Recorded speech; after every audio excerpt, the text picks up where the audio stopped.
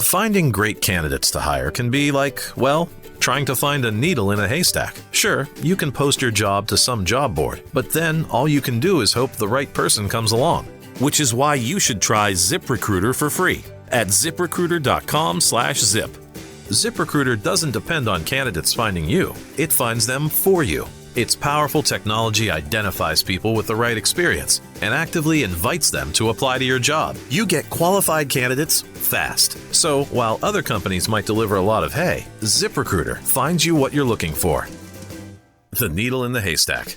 See why 4 out of 5 employers who post a job on ZipRecruiter get a quality candidate within the first day. ZipRecruiter, the smartest way to hire. And right now, you can try ZipRecruiter for free. That's right, free at ziprecruiter.com/zip. That's ziprecruiter.com/zip. ziprecruiter.com/zip. Hey, warmer from the low. Welcome to lovely Las Vegas for Coast to Coast Hoops with myself, Greg Hoops Peterson, now part of the VSiN Family Podcast. We've got an excellent podcast for you. We're going to be chatting in a few minutes with one of our good friends, Rocco Miller, who does such an incredible job over at Bracketeer.org. Along with that, Trilly Donovan's new website. He also does great work with the Field of 68 and their mid-major show, so he's a perfect man to be talking to today about what we are all seeing with the Wofford situation, as the players have been reinstated that were initially ineligible from everything that apparently got Dwight Perry fired, and Dwight Perry still remains fired. So we're going to be diving in on that front. What might be next for Wofford, if they might be having to not field a team this year. Lots of good, clean family fun there. We're also going to be taking a look at the outlook for St. Joe's, as they had a coaching change very late in the process as well. They're out there in a very competitive Atlantic 10, so we're going to be talking about them as well. So we've got a lot to be trying to sort out on that front. And we're also going to be talking with Rocco about some of these teams that maybe are going a little bit under the radar, that have a chance to win their conference and might not be picked in the top 2, top 3 of their conference as well. So we do have a lot to chat about here today with Rocco, and he always delivers such great insights. And if you do have a question, comment, segment idea, what have you for this podcast, you have one of 2 ways we offer those in. First one is my Twitter/X timeline at gunit_81. Keep in mind, letters EM, naming does not matter. So per usual, please do send these into the timeline. And the other way is find an Apple Podcast review. If you rate this podcast 5 stars, it is very much appreciated. From there, you're able to fire in whatever you'd like to hear on this podcast via that 5-star review. While I did not get in any Twitter/X questions today, everything is powered by EdgeBoost. EdgeBoost is making sure that bettors are able to have access to their funds whenever and wherever. With EdgeBoost, 100% of gambling transactions do get approved. You get cashback rewards as you utilize EdgeBoost as well. And when you go to edgeboost.bet, put in that promo code of Greg, Greg. That'll get you a $1 for $1 match on your first deposit up to $25. Now let's chat with our good friend and Rocco, who does such an incredible job taking a look at this amazing game of college basketball on so many different fronts. You're able to follow him on the old Twitter/X at his first and last name, Rocco Miller, and then the number 8 all together. And Rocco, always a pleasure, my friend. Thank you.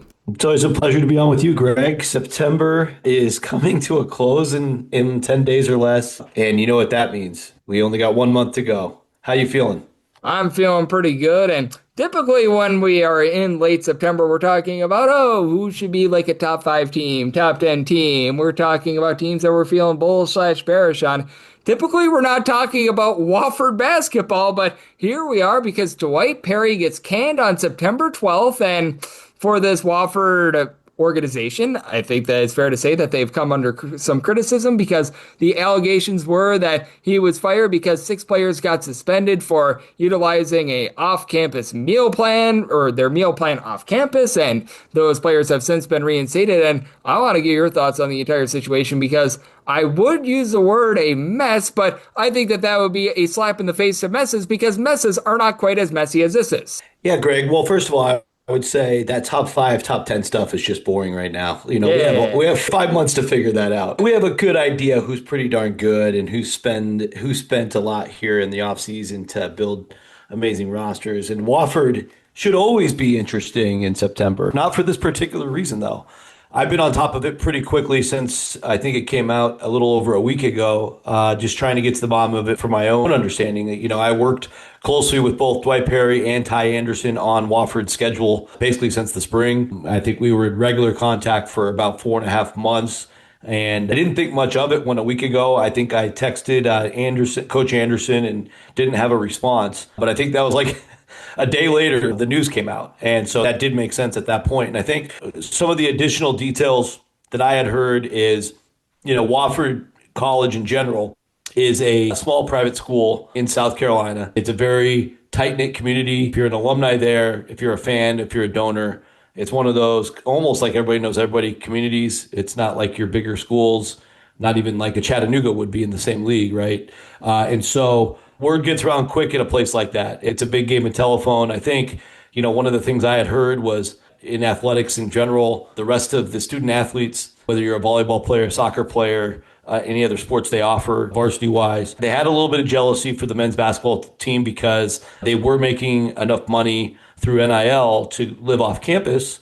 And everybody else in athletics even stays in the dorms, does meal plans, some of the things you've seen so far this week. And so there was just some tit for tat stuff that most of us on the outside would look at as not a big deal. And what every other college is, especially at their size, especially at private schools, are probably working around with NIL right now. They still have a little bit of a institutional attitude towards academics first, not sharing the revenue with the players. And that trickled down to the AD, and I think the president has some involvement there. That's where it starts to become more rumor than fact. I don't want to go too far in the weeds on that, but I think that's kind of where it all started. And when Coach Perry went to bat for his players and trying to keep Wofford as one of the most attractive schools in the SoCon. Obviously, they just won the tournament last year, the SoCon tournament. That he knows what kind of budget he needs to stay competitive. And so if the school wasn't going to support him, he was going to do everything in his power to find other alliances to get these players taken care of and keep them as Wofford Terriers and bring in some key pieces. And they were ready to compete this year. And they also needed resources last year because they had the most returners, if you remember, Greg, last year going into the season. I think 7 of their top 8 were all back, led by Corey Tripp.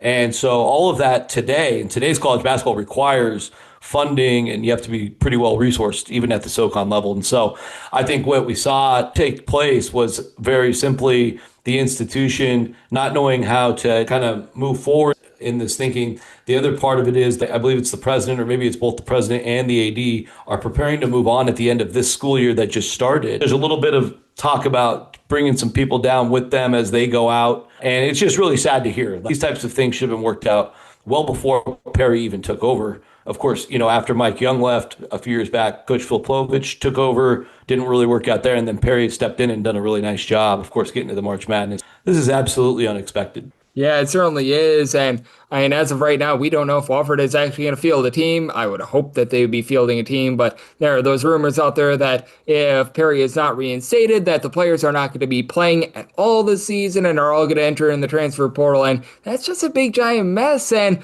if it is a case where a lot of these players enter in the transfer portal, would Wofford just have to pretty much concede the season? Because I think that it would be too late for them to even go down to like the Division II level and bring in guys to try to replace them. And then you just mentioned it, with it being academics first, get them enrolled and get them available for what would be the first semester, because games start November 3rd. Yeah, exactly. I mean, I think it's a lost season if they don't figure out a way to reinstate both Coach Perry and Coach Anderson, which there is talk now behind the scenes of that being a possible outcome, which would be just kind of wild to see.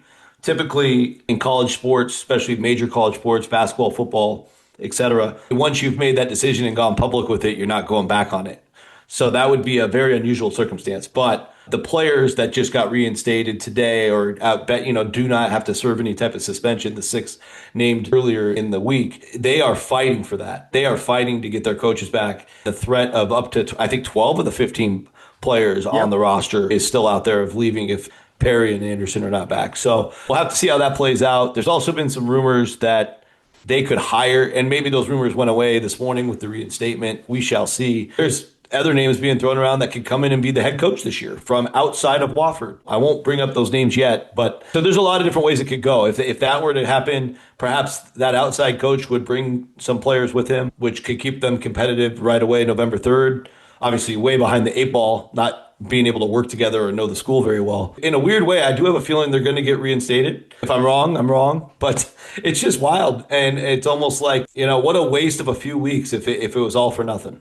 Yep, certainly, because as we know, this is a critical time in terms of getting these guys all online, being able to build some chemistry, and that would be very interesting to say the least, as we do have Rocco Miller, who does such great work over at bracketeer.org, joining me right here on Coast to Coast Hoops. And then there's another coaching change that happened that was, well, much more clean over with St. Joe's. That happened about a week and a half ago with Billy Lang deciding that he was going to join the New York Knicks. Not even a part of the coaching staff. It sounds like he'll be a part of the front office. He might be like the water boy or something like that. We have absolutely no idea, but he's out with the New York Knicks, so congratulations to him. But how do you take a look at a St. Joe's team that I think that we both agree probably somewhere in the middle of a very, very competitive Atlantic 10, and they bring in a guy in Steve Donahue that I actually feel like the X's and O's he provides an advantage of over Billy Lang. Obviously, he hasn't had to, shall we say, go through the NIL waters and go through trying to be able to recruit in the NIL era because he was over at Penn, and Penn, you're really not paying a lot of guys. It's more of a academic institute. But that said, I think that it's a very interesting circumstance with St. Joe's with them, as of right now, retaining all their guys prior to the departure of Billy Lang. Yeah, it is interesting. Those players came and they probably had their arrangements settled, so it's off to the races. And still a good league to play basketball in, the Atlantic 10, for the coming year. Fascinating stuff with their schedule being completely removed from anything related to the Players era now. They were still going to come and play a couple games in your backyard against Syracuse and UNLV, but those are now off the schedule. Billy Lang, first to address him, obviously extremely well connected in basketball circles from the professional level to the agent level to the AAU level. They carved out a role for him in the Knicks. Whatever it is, Waterboy or not, I'm sure he's going to be well taken care of. His connections in general were the only reason they were invited to the Players Era Festival. So you could also argue with all the talent they've had these last couple of years, namely Reynolds and Fleming, that's the only reason those players were there. So the money, has worked really well, at least for St. Joe's to have a fighting chance in each of the last 5 to 6 years, especially the last couple. But now you look at Steve Donahoe, a guy, over the years, tons of respect. I mean, he's coached a decade in the Ivy League at Cornell, did extremely well towards the end of that stretch to go to 3 straight NCAA tournaments, took a really tough job that we've all learned over the last 20 years is a brutal job at Boston College, had his 4-year run and got shown the door. And then, Pennsylvania, he had it going early, back in 2018. They made the NCAA tournament. They won both the Ivy League regular season and tournament. That was his peak. Coming out of COVID, Penn had a couple nice 9-5 seasons in the league, but really, really fell behind as the league got better in the last 2 years. And so Penn goes ahead and lets him go. Now he, in an odd way, he fails upward. Typically you get fired, it's a failure. Now he doesn't have to leave Philadelphia. He's at probably the stronger of the 2 A-10 schools. No offense. I love LaSalle, but St. Joe's is a better job. He takes over a pretty good roster. In general, a roster that can at least compete. But in general, I just think it's a little messy and it could go off the tracks pretty early in the season, I think.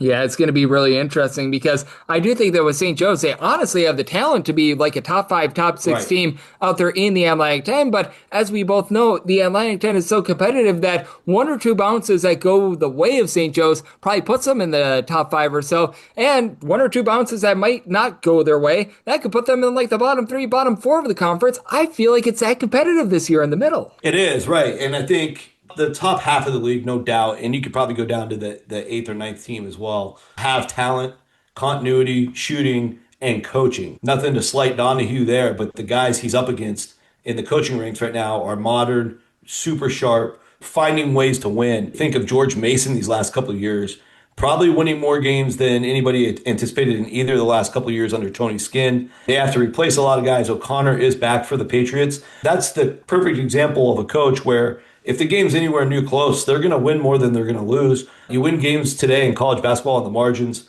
finding the right kind of guys that can help you close out wins, the type of kids that get along with each other, that play for each other, that play team basketball, that play team defense, that rebound.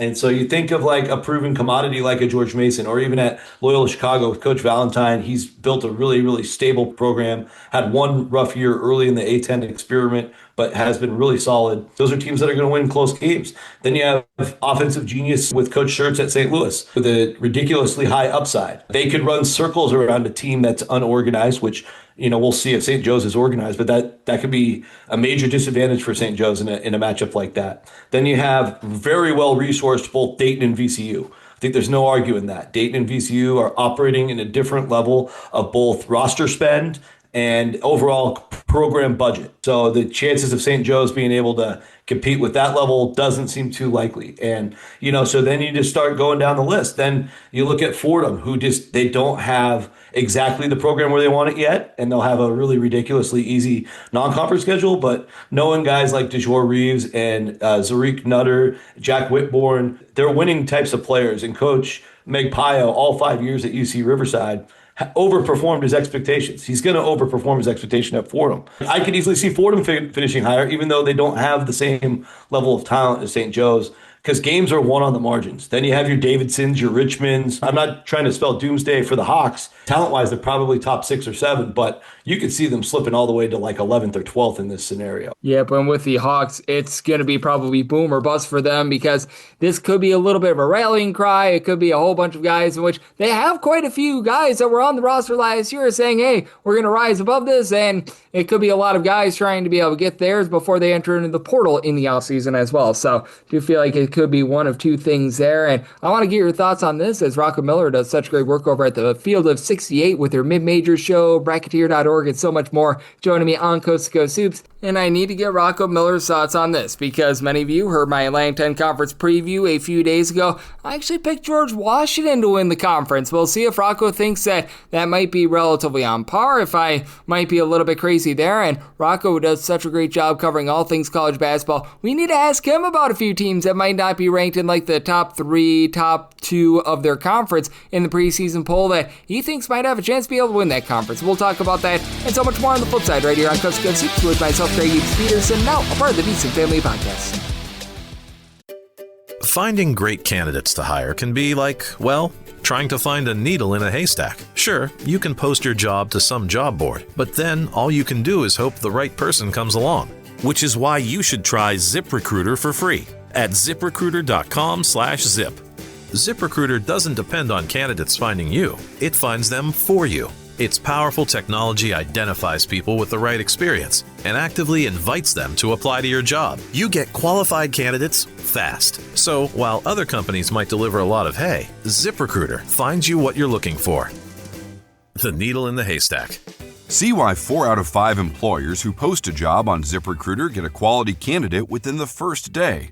ZipRecruiter, the smartest way to hire. And right now, you can try ZipRecruiter for free. That's right, free at ZipRecruiter.com/zip. That's ZipRecruiter.com/zip. ZipRecruiter.com/zip.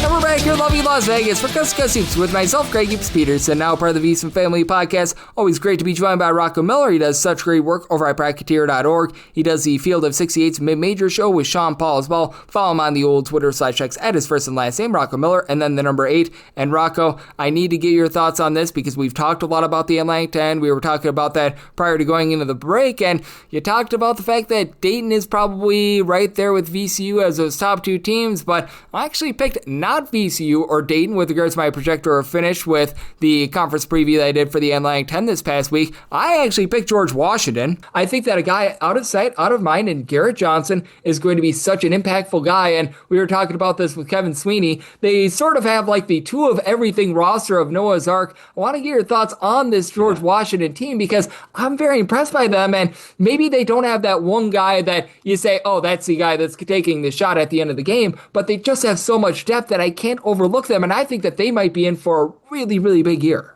It could be, yeah, the upside is tremendous right there with St. Louis. I think those are your 2 biggest upside teams.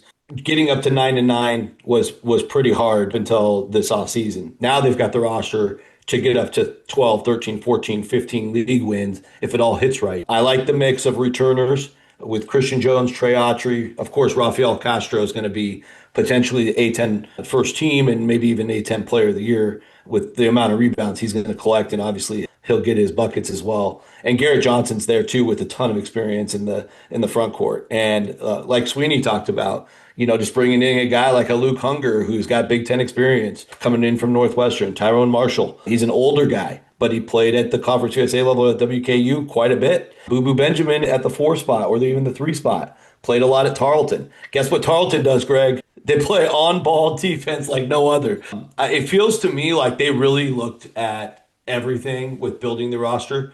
A+ for roster construction. When it comes to rebounding, shooting, defense, spacing, characters. So sky's the limit. I want to be on board. But, Caputo and the staff, X's and O's, in-game adjustments. I don't think they have such a supreme roster that they can run away from the league. So they are going to have to figure out how to win close games, and they're going to have to be able to make adjustments on the fly and establish some of these key late game roles. But man, you could really see it boom for the Revolutionaries. And I do think the floor is pretty high based on all the depth, right? Like if a couple guys go down along the way, they should be just fine and, be able to, I think 11 wins or more in the A10 has to be the expectation. Yep, absolutely. And that's a team that I certainly think is going to boom. And I'm so glad that you call them the Revolutionaries because I still call them the Colonials. So that's on me. I don't blame you. I mean, hey, I don't want to date myself, but I still remember Yinka Dare coming to Seattle 93 Sweet 16 and playing the heck out of the Fab Five and Michigan barely beat them. And I feel like George Washington hasn't been on the map like that since, so I'd love to see that again. Hey, I still think that Hofstra should be called the Flying Dutchman personally, so there's that as well. We love that. We love that. Yes, absolutely. And Rocco, just like I feel very high about George Washington in the Atlantic 10, is there another team or two that you do take a look at that maybe a lot of people are picking them outside the top 2, top 3 in their conference? You feel like they have a chance to be able to rise up and surprise people and perhaps win the conference? Yeah, I mean, I'll probably have to dip down into the mids or lower. Absolutely. Yeah, that's what we love, right? Yes. But yeah, I think in the Metro Atlantic Conference, I think there's a lot of sleeper action going on. And I just don't know how they're going to get voted on because we're not quite to media day. That's coming soon. But like the hype about Sacred Heart just continues to intrigue me. A guy who is now a colleague at Basket Under Review. I haven't followed his work as closely as I should have in the past, but Matthew Winnick, he just does a really good job evaluating portal additions.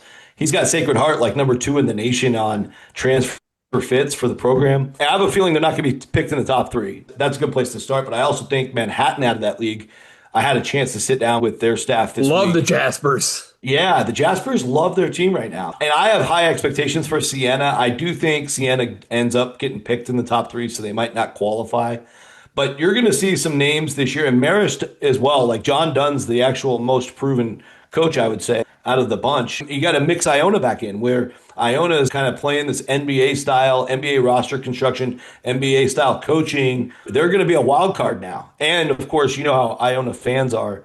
They're going to expect the world in year one. So I just think we have so many great storylines in that league. I think the Big Sky Conference, Greg, there's an opportunity for a lot of different scenarios. I've got my eye on the Northern Arizona Lumberjacks. Part of it is, of course, they lost Carson Tout, who's just Mr. Rebound, and he was just way too expensive to retain after the numbers he put up. I think he was the second best rebounder in America. But they have a good core back. I had an opportunity to spend some time with Shane Burkhart, their head coach this summer. He said he's worked so hard over the time he's been there to get the program ready for this type of move, and they feel really good in Northern Arizona. And I'm hearing, Big Sky picks all over the board. I think I'm kind of low, I guess, on Portland State because Sean Paul mentioned them on our show. But I also think the big story is Idaho. Idaho in the metrics is the pick to win it, but I don't think the voters are going to have the guts to pick them over like Montana.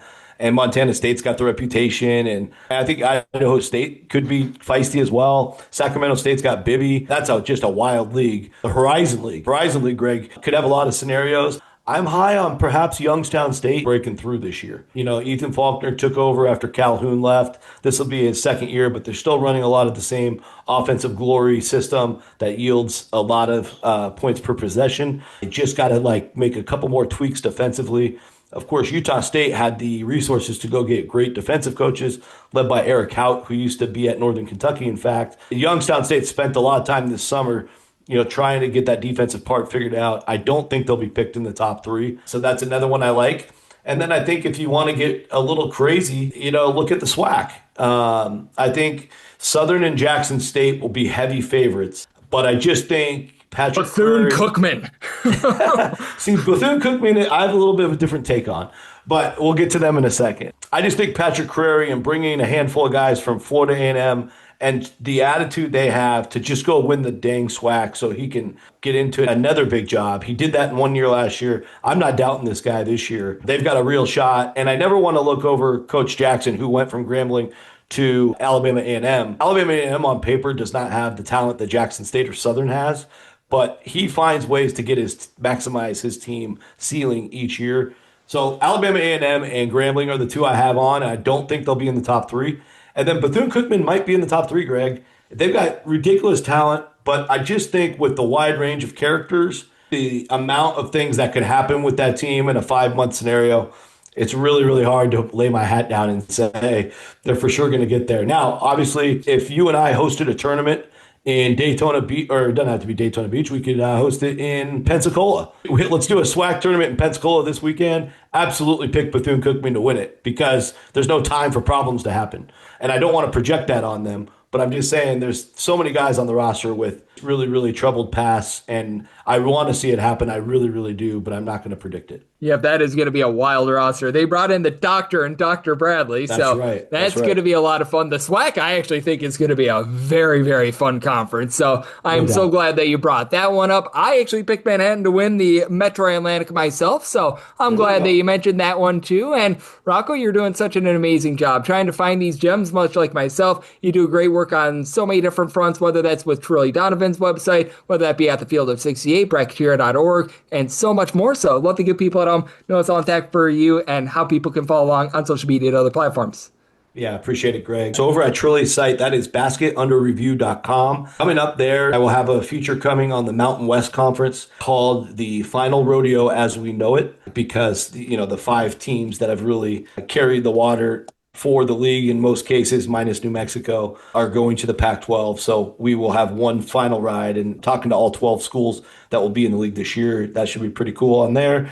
For bracketeer.org, continuing to roll out schedule pages. They're almost all ready to go. So we're probably going to get one up by the end of this weekend and then a couple per week as we get closer to the season. A few other features as well. I'm going to a bunch of practices. So I went to Cal practice the other day. We'll have a practice report for the Bears coming on Monday. A week from next week, I'll be making a trip through the Southeast. So I'll be at Georgia State practice and Appalachian State practice around SoCon Media Day, and then eventually landing in the Northeast and going to an LIU Sharks practice, a team picked to win that league. And so a lot of practice reports coming to bracketeer.org. I appreciate everybody's support. We have a support button if you feel inclined to keep our work going. Robbie LaStella from Florida will probably be rejoining the staff as well to do some coverage down there.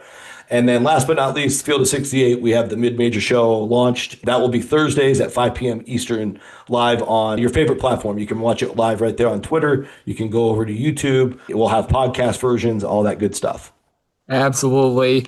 Rocco is a very busy man this time of year, but he does an absolutely tremendous job of juggling it all. And every single time he joins this podcast, lends such amazing insights, just like he did today. So big thanks to Rocco for joining me on Coast to Coast Hoops, now part of the VSiN Family Podcast. And if you do like what you're hearing from this fine podcast, Coast to Coast Hoops, you're able to subscribe wherever you get your podcasts, Apple Podcasts, Google Play, Spotify, Stitcher, and TuneIn. If you have a question, comment, segment idea, what have you for this podcast, you have one of two ways to be able to fire those in. First one is my Twitter/X timeline at gunit_81. Keep in mind, letters the name does not matter, so as per usual, please do send these into the timeline. And the other way is find an Apple Podcast review. If you rate this podcast 5 stars, it is very much appreciated. From there, you're able to fire in whatever you'd like to hear on this podcast via that 5-star review. And I am with you guys every single day on this podcast, regular season and off season, down to 5 conference previews, and those will be the Power 5 conferences, so be on the lookout for those in the next few weeks. And then we are rocking and rolling with college basketball action, so appreciate tuning in today, and I'll be back with you once again tomorrow. Thank you. Finding great candidates to hire can be like, well, trying to find a needle in a haystack. Sure, you can post your job to some job board, but then all you can do is hope the right person comes along. Which is why you should try ZipRecruiter for free at ZipRecruiter.com/zip. ZipRecruiter doesn't depend on candidates finding you. It finds them for you. Its powerful technology identifies people with the right experience and actively invites them to apply to your job. You get qualified candidates fast. So while other companies might deliver a lot of hay, ZipRecruiter finds you what you're looking for. The needle in the haystack. See why 4 out of 5 employers who post a job on ZipRecruiter get a quality candidate within the first day. ZipRecruiter, the smartest way to hire. And right now, you can try ZipRecruiter for free. That's right, free at ZipRecruiter.com/zip. That's ZipRecruiter.com/zip. ZipRecruiter.com/zip.